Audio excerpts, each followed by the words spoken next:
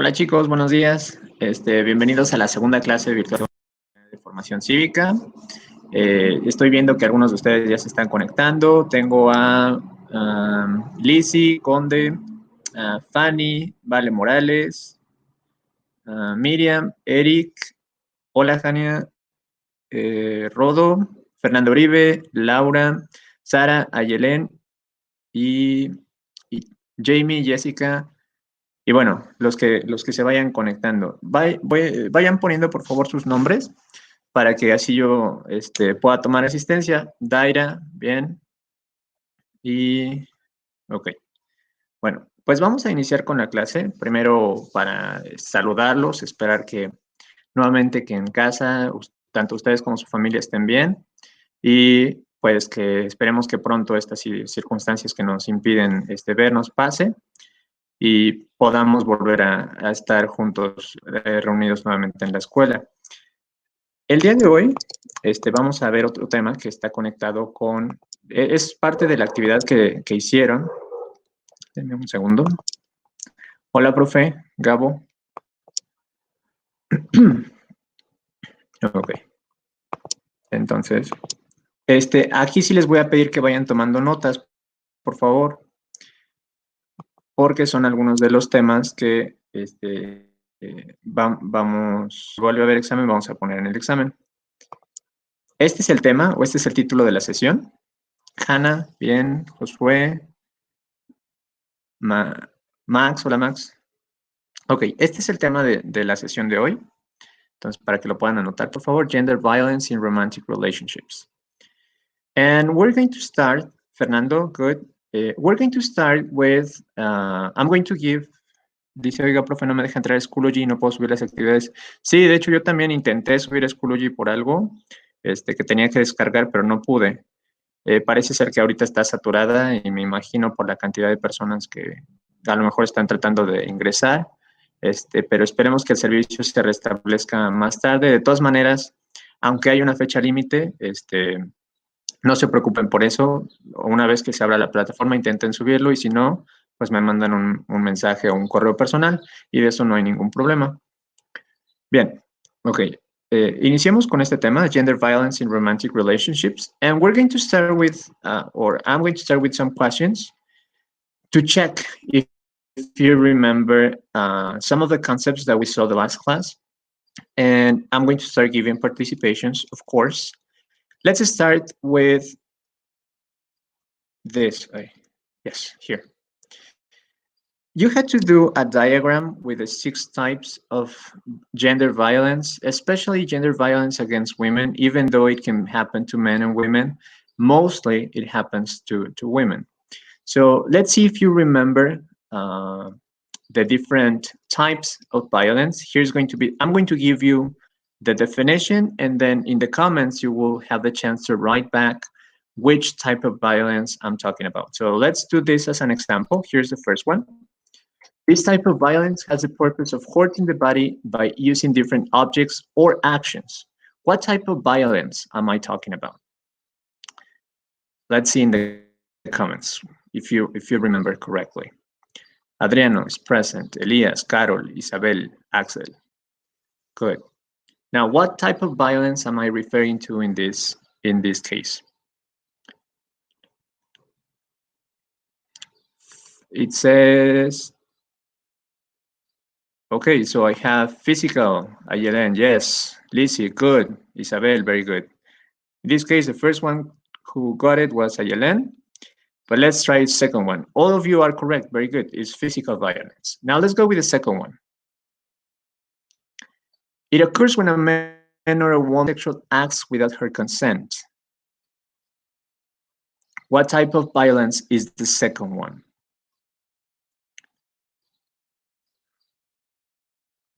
Let's see.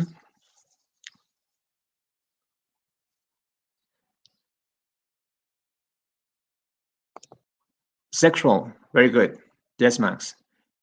Yes, Amaury. Yes, DC. Very good. Fernanda, very good. Sexual violence. Now let's go with the third one. Let's see which type of violence am I talking to in this case.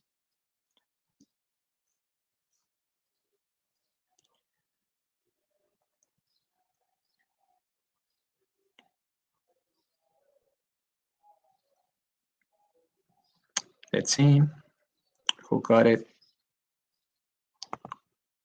Very good, Gabo. And also Ayelen, economical. Very good.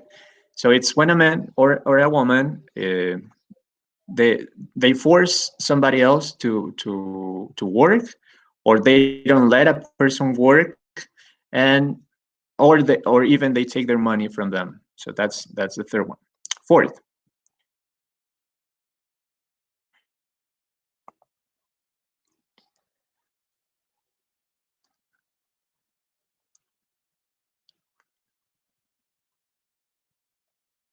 let's see who gets this one.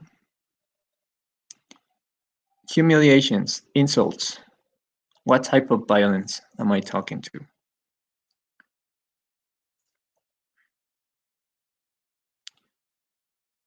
Okay, so that's one way, psychological,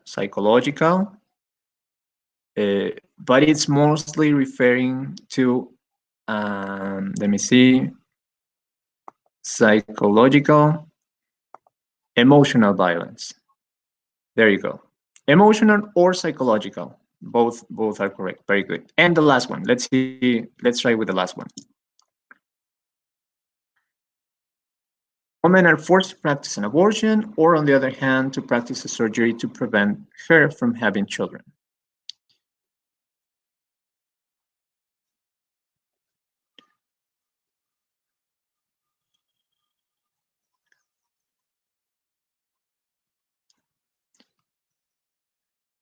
And the answer would, okay, hola, Professor Carla. Hi, Carla. Against sexual rights. Very good. That would be the answer. Gender violence. Well, all of them were types of gender violence. Correct in a way. Um okay, so I can see that it's clear now. Okay, gender violence. Yes, all of those were types of gender violence. But the last one, it refers to violence against sexual rights.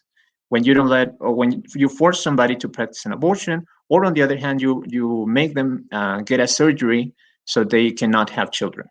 Or there was a case a few years ago where a man went to prison because when he had sexual intercourse with the women, they mentioned, okay, sorry, he mentioned them that he was using a condom, he was protecting them, but secretly he was making holes so he could got them pregnant. And at the end, that was another case of sexual I mean, no, not sexual violence against sexual rights. So the guy went to prison basically because he cheated on them. He told them that he was protecting them, and at the end, he didn't.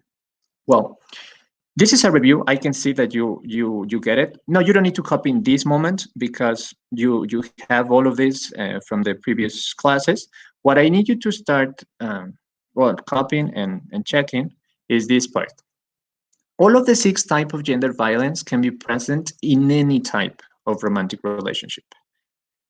Therefore, it's important for you to recognize the violence in three steps. There is going to be this, I don't know if you have seen it. This is called the cycle of violence, and it consists on three steps. Tension, violence or the explosion, and the honeymoon. Uh-huh. And or the honeymoon. This one I need you to have it because later on you're going to do an activity on that. In does it what does it each part consist on? Well, here it is. Tension. I'm not saying that this is going to happen in every relationship, but it happened mostly against women and in some relationships. Tension is the hardest part to identify in a relationship because it usually happens through psychological or emotional violence. In this case, the aggressor manifests irritability, intolerance, frustration. He doesn't tell exactly is happening in the relationship, he's mad. He's usually mad, or most of the time he's mad, and he tends to justify his aggressive behavior. The victim tends to identify the aggressive behavior with phrases like "I provoke it" or He's jealous because he loves me." This is the first part of violence, or the cycle of violence. Again, this is probably one of the hardest parts to identify in a relationship, because when you enter into a relationship, you expect everything to be okay. The truth is that with time, that not always happens. So you got to be careful about the situations that can show that, or that can give you signs of violence in the future. Yes, Fernando. Try to summarize it. It's going to be in the video anyway, so you can go back and copy it full. But try to summarize it. Do not put everything. The second part is called the explosion. After there is tension for some time, finally that accumulated pressure is going to explode. In this case, there is no more communication, and the aggressor goes directly um, towards physical violence. The possibility is that after the incident, the aggressor might say that it was only an accident, he didn't mean to, he didn't want to do it, and well, but the damage is already done. This is the second step in identifying violence in relationships. Okay, I'm going to, the video is going to be there anyways, so you can go back and copy it, so we can continue right now because we don't have a lot of time. But it's going to be there, so you can come back and check and write it down, and even do this circle or this cycle. First step is called the honeymoon. This is the period of reconciliation, and the aggressor, he feels repentant. He says that he feels sorry, and he tries to make it up to the woman or to the man by apologizing, by giving them, I don't know, any type of present. And he apologizes, as it says, not only for the explosion, but because of the way of expressing the explosion. In this case, because of the violence committed. Okay, I'm going to move on very quick here. As you can see, it is a cycle. That means that after the honeymoon, everything is going to start all over again. There is going to be tension again, there is going to be violence again, and there is going to be a reconciliation again. For that reason, it's important for all women, in this case, even though we're talking mainly about women, we know that it can happen to men and women, but it's important for you to recognize the signs of each part of the cycle. Why? So you can break it. A cycle that is not broken may cause eventually some damages or even death in the case of men or women. So it's important for you to recognize the different steps in the cycle so you can basically break it. There is one part, here is another way to see it. There is a honeymoon, then there is tension, and then there is explosion. But let's see how good you got it. In the comments, can anybody explain or what is the honeymoon? What happens in the honeymoon?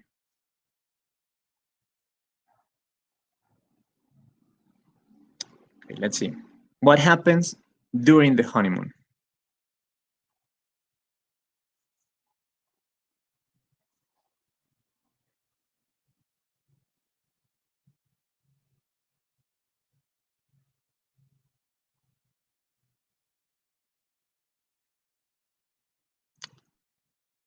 Anybody?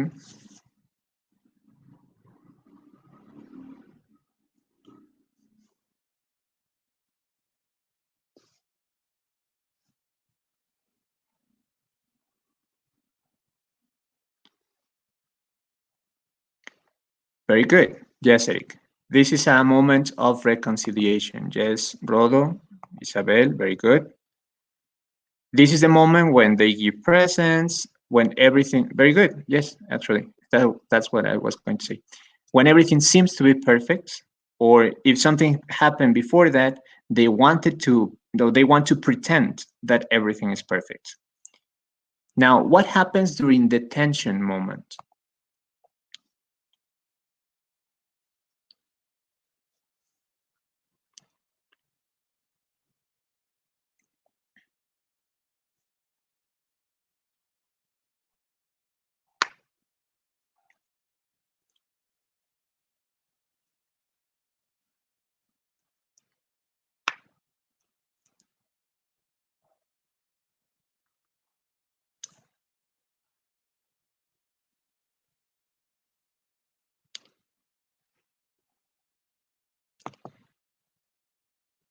Okay, it says they fight, not yet. Well, we can say that they fight in a way. There are disagreements, exactly.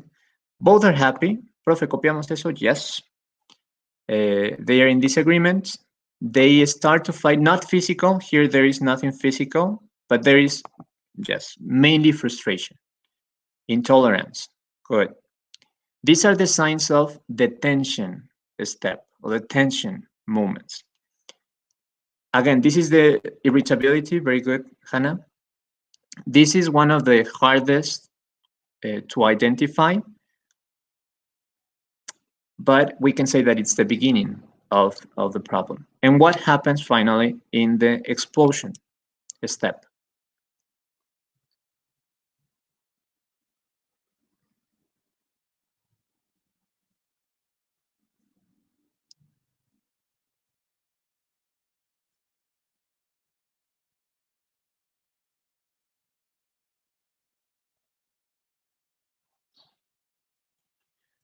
Physical violence. They finally they fight, but the characteristic is that it's not just yelling at each other. It gets physical violence. There is a loss of communication, and the aggressor releases all the pressure he or she has accumulated. It gets physical. Very good. Okay. Now, why is it important to recognize all of these three steps? Because it has to do with the response of the victim. If you can see in the next picture, it says that during the tension moments, everybody seems to, or the victim tries to calm him or her. He's usually silent. If there are kids, they try to keep the kids quiet. Tries to reason. They try to talk. There tries to he or she tries to have certain kind of communication. But in the explosion, everything changes. The victim usually tries to protect. They try to call the police. They try to fight back. But in the funny moon, if you can see, let me see. Uh, Everything goes back to normal again, and that creates a problem for the people. Lalo, what?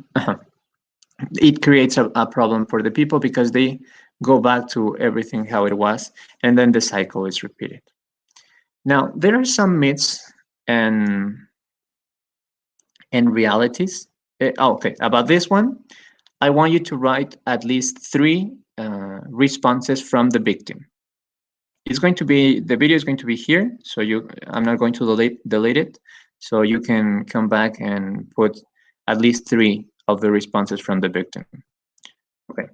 There are some myths and realities about love. Here are the 5 myths. You have it in one of the activities, but this is just going to be very brief. Number 1 is love can cure everything. Number 2, he punches me because he loves me.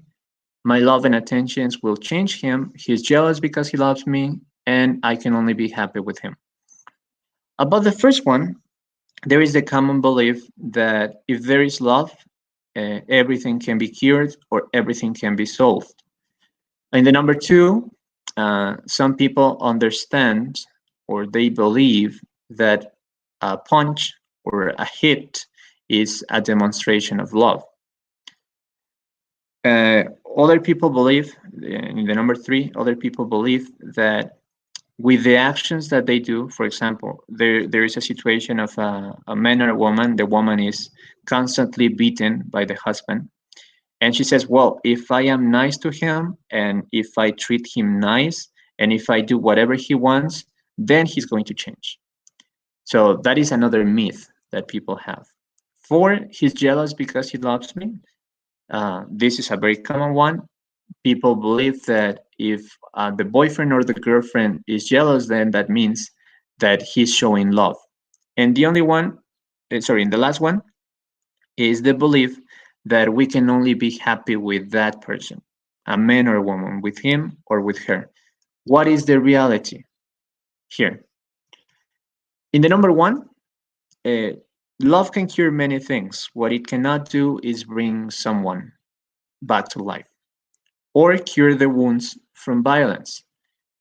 That is something that love cannot do.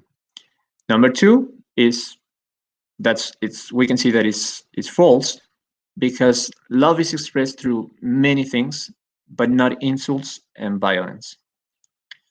About number 3, nobody has the right or the capacity to change a person, and that breaks the common belief that you can change a person. No, change is personal. It's a personal decision that, in this case, the aggressor has to make.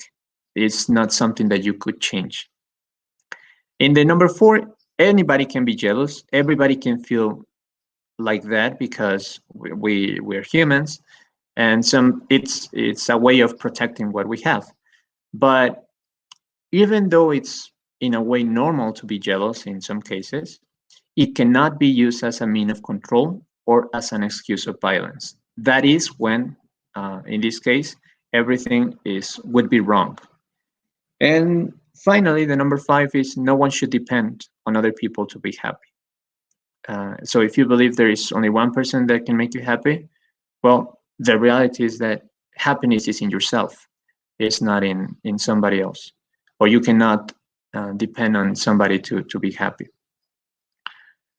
Your activity has to do with, after reading, this is the short version, the one that I put it. You have it in Schoology, but I decided to put it in case Schoology was not working. The myths and realities about love. After you read them, you're going to go to YouTube and you're going to look for the short clip of the short film No, which is the story about a girl named Celia.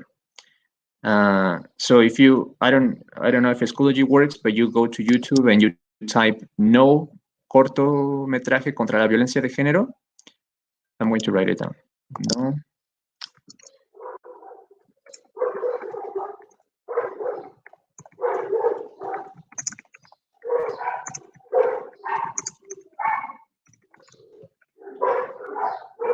You go to that one and you're going to watch the film. Is the story about a girl, and in the film I want you to identify the myths Celia believed and how they are shown in the video. It's a really powerful video. When you get goosebumps when you watch it, because you can see how the situation looks normal to many people and it looks normal to her. So go to YouTube and watch that video. After you identify the myths, the last part is you are going to send them or send your analysis in a Word document. Try to upload it through Schoology, but if you can't by tomorrow, you can send it to my email. Well, that was the class today.